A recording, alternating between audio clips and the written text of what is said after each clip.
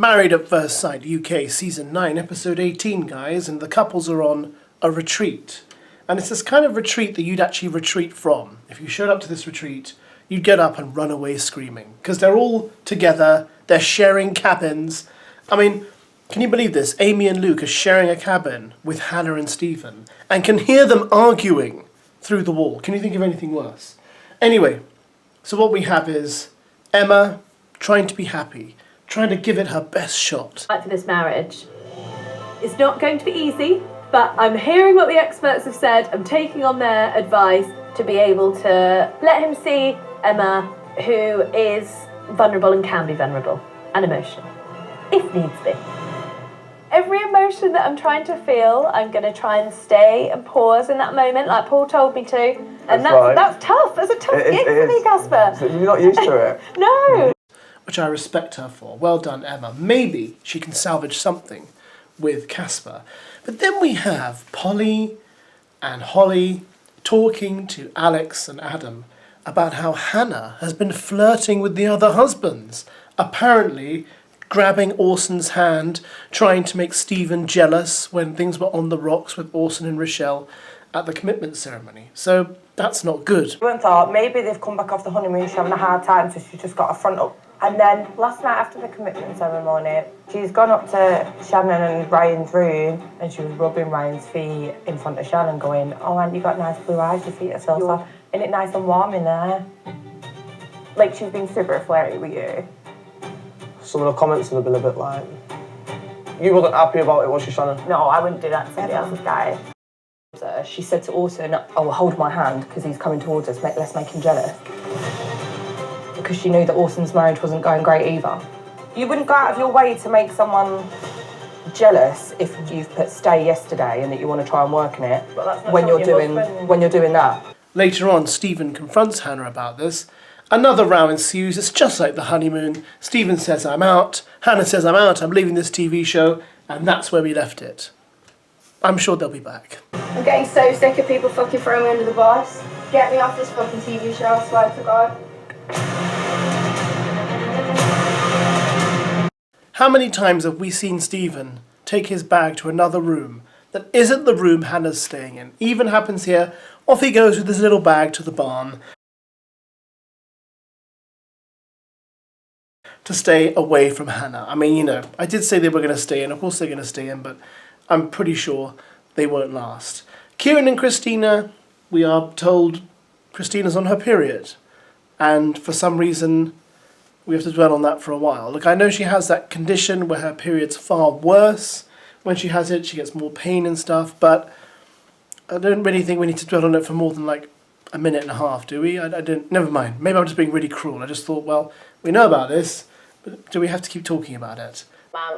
But even though I'm not feeling 100% myself, I'm still going to enjoy the piece, enjoy time with Kieran, and we're just hopefully going to have the best time. Maybe people are going to hate me for saying that, but I get it. But anyway, never mind. Let's focus on the meat of this part of the episode, which was Rochelle and Orson. And just the most unfriendly, cold woman in a really cold argument about how much she dislikes him, going over the same old ground, you know, talking about how she wanted to leave and she regrets writing stay, and, you know, trying to get him to remember everything they said in the last conversation, which he never would do. And most men wouldn't, by the way. They can't remember that much.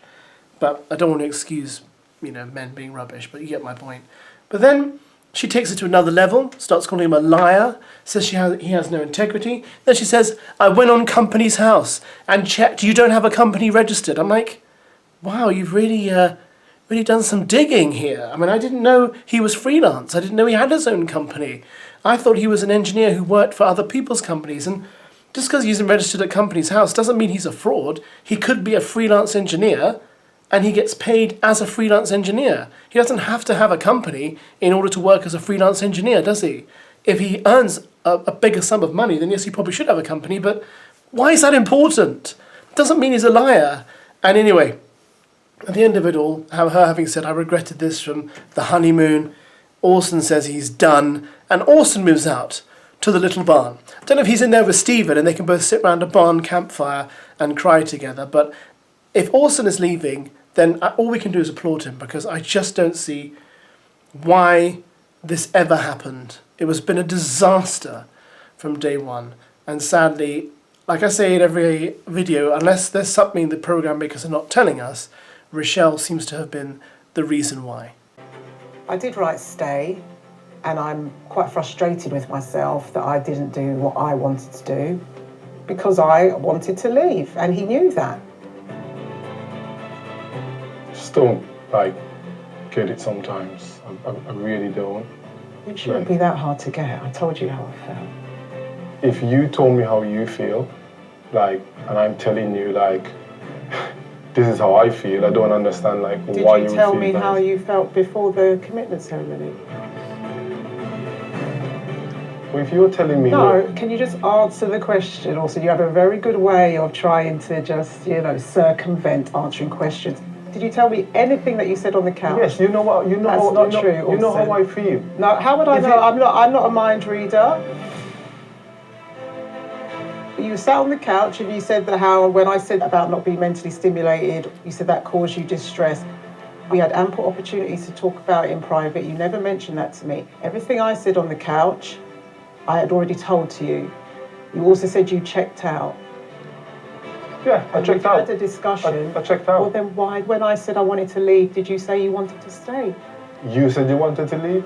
Also, are you saying that we didn't have a conversation? I'm asking you said you wanted to leave. Do you not remember the conversation we had when I said to you, I'm ready to leave, I'm ready to go back to work, and if I leave now, I can be home in time for my daughter's birthday? Okay, and then what did we decide? No, but what did you say? I said, let's do one more week. Right. Okay, I said that. Yes. But then what did we decide? Well, obviously, I said stay because I can't tell you what to do. No, you definitely Exactly. can't. But You're I the was one being, woman. I was trying to be thoughtful because I'd already left once before.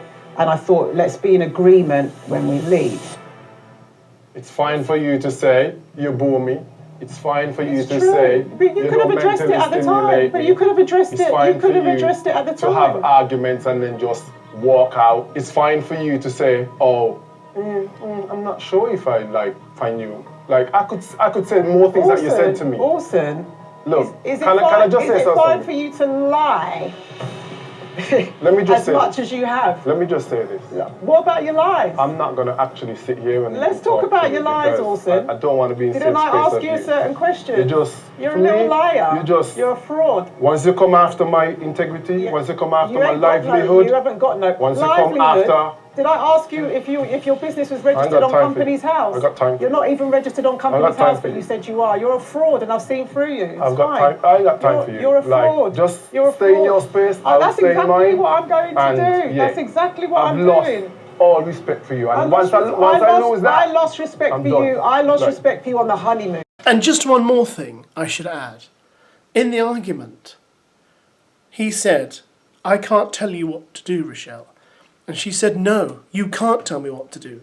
This is the same woman yesterday who said she wants a man to lead her. Now, let's be honest, folks. If you're going to lead people, you are going to have to tell them what to do. Is that not correct? I lead my children. I tell them what to do. I tell them when to cross the road. I tell them when not to cross the road. So for a woman who says, I want to be led, I need a man to lead me, for him to say, I can't make a choice for you, I can't do that for you, and for her to say, no, you can't tell me what to do, then clearly you just want to do your own thing, Rochelle. And you can do your own thing, but it's very difficult to do that in marriage. I think you can't be two people who want to do their own thing. You have to come together at some point, compromise, and, go along to get along, that kind of thing. So there we go. And I actually don't know how to, except for showing my vulnerable side, I actually don't know too much on how to break the mentality that I've worked on for 10 years in my work. In sales, it's quite hard to be super, super resilient and vulnerable at the same time.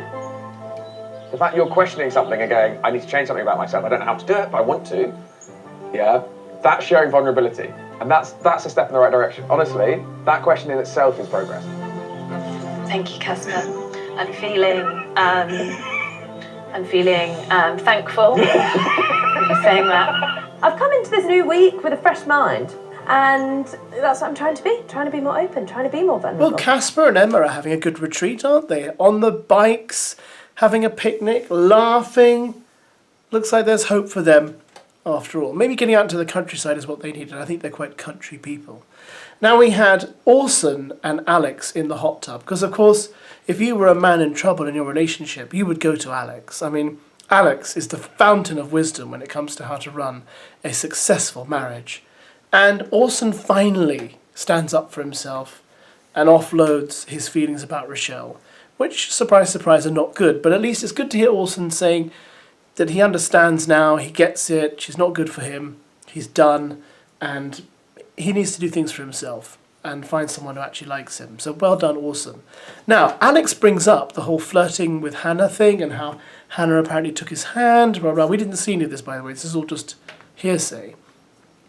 And what's interesting is that even though Alex goes on about how that's not how the boys would behave, again, he's the same guy who flirted terribly with Amy that evening, but never mind. You can see Orson's kind of thinking, yeah, but maybe I would. I think Orson might quite like Hannah. And you know what? Who can blame him? After the disaster with Rochelle, why would he not be looking elsewhere? But obviously he's still married to her, so he'd have to divorce her and everything first. But you know, he's had a terrible time, so I wouldn't blame him for looking further afield. Yesterday, you both put stay. Yeah. What's changed since then? Everything. Fucking disrespectful, bro. And why should I keep trying? I don't argue with my 2.5-year-old. I'm not coming here to argue with a 48-year-old and managing moods. But I'm not here to manage no 48-year-old moods. I ain't doing it. I've done enough of that. I've compromised enough. Yeah. It's time to think about I gotta think Orson. about me, bro. Yeah. It's time to think about Orson now, and you're out here trying to make her happy. Yeah, and forgetting about my happiness. Holly did tell me something earlier. Okay. Yesterday, you was with Hannah, and Hannah said, "Oh, let me hold your hand so I can make Stephen jealous." What go on there, bro? I need to know. Come on, bro. God. Okay, so, like, she was flirting a little bit. I'm not gonna lie. She was flirting a little bit. That's a mad thing. Yeah, but I don't think it was that deep. If I sit here and say, like, it was deep. I'm gonna stop you there real quick though, bro. Okay. If you're not on good terms with your husband, you should not be flirting with other men, serious or unserious. That's crazy, and it's muggy on Stephen, because he doesn't deserve it, man. She shouldn't be doing that. Yeah. You're never gonna do anything. The boys ain't like that. Then we have Holly with Stephen and Polly and Adam basically dobbing into Stephen everything Hannah's done wrong, including a moment where she apparently started massaging Ryan's feet and told him he had lovely eyes. So they're just getting Stephen more riled up about how flirty his wife has been with the other guys. Even though that's not right and Hannah shouldn't do that, I feel like Stephen has also been, I don't know, he's been very prickly, I think. So it does take two to tango, and I just think Stephen's been prickly, Hannah's been a bit too much of a firecracker and a bit too overly comfortable, but I don't know whether we can honestly say, well, we can blame all of this on Stephen or all of this on Hannah. I think there is definitely some acknowledgement needed that if they want to make it work, they're both going to have to work at it. Stephen can't just sit in a room and sulk and expect Hannah to come in with a begging bowl, and asking him, please forgive me and I'll do whatever it takes. It's not realistic, is it, after a while? For her bad news and stuff, but Oh, God. she's grabbed Ryan's foot and she's given him a foot massage, and she looked at him and said, "Oh my God, your eyes are so beautiful." And the other day she went and knocked on my door and asked for my hair straighteners. Were you there? No. Alex was like, "Well, Holly's not here." Alex has gone, shut there, and she's gone, "Alex." And he's leant round and she's gone, "Just to let you know, you're my favourite boy." Oh, man. Hearing these new things that Holly told me tonight, I'm genuinely upset because I have separated from my children to come into this process. I've come here to give my everything. I don't really know how we've got here, but we're here. Well, looks like Orson has moved on to Hannah. I mean, you cannot tell me these two don't have chemistry. She kind of visits him in his own little log cabin. Rochelle, of course, is not there. They talk. He talks about how much he likes her. They hug. They, exchange what I would consider to be, flirty, nod and wink banter. So clearly, Orson has decided to move on. And, what's Hannah got to lose? She's had a rubbish time. Orson's had a rubbish time. Rochelle is not. You see, if Rochelle was there, she would be able to stand up and say, okay, I take it back. I do want him. I'm prepared to fight for him. Rochelle's gone. She doesn't care. So, I just think if Orson and Hannah get together, I personally wouldn't blame Orson. Hannah is very young in her relationship. She hasn't been through much of the process yet. Orson has, and I feel like he's also older, and I just feel like, you know what? He's had such a rubbish time, I only feel sympathy for him. Even though I would never recommend anyone has an affair. Do you know what I mean? Because he is legally married, so it is an affair. But I just feel like, well, listen, if you want to move on with Hannah, divorce Rochelle quickly and move on with Hannah, because I just think, well, she has to divorce Stephen as well. Well, divorce, they'll do another thing, divorced at first sight. In every conversation I've had, you could go and speak to anyone in this group. Anyone in this group. Appreciate that.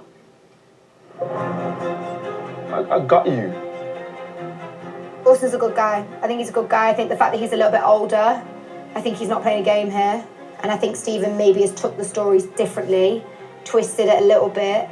He's obviously stewed on it for the night and then thrown it at me. I think you're overthinking things, yeah?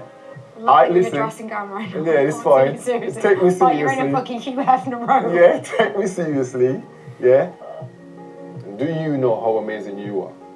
All the newbies walked in, and the first thing I said to Adam after I've kind of like done my paper watching, I goes, I like her. Because she's fiery, she's feisty, and she looks like she don't give a shit. And that's what gravitates me to you.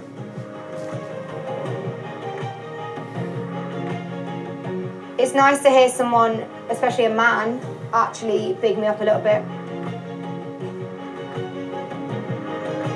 So I've obviously got to walk into the dinner party on my own. No, you got me. We could walk in hand in hand. No, we can't. Yes, That's what started this. I don't give a shit. Like, let them talk. We're in this fucking mess in the first place. I just wanted to feel someone's hand in mine. It's been a while. Oh. No, Lord. Thank you. I appreciate you. Cool. I do appreciate you. Yeah, man, I got you, man. And they can get divorced. Anyway, listen. What did you think of tonight's episode? Sorry, I'm rambling. I thought it was pretty good. Looking forward to the next one where the guys go out together and lots of nonsense happens. Thanks as always for watching, guys. Comment below and we will chat. Good evening.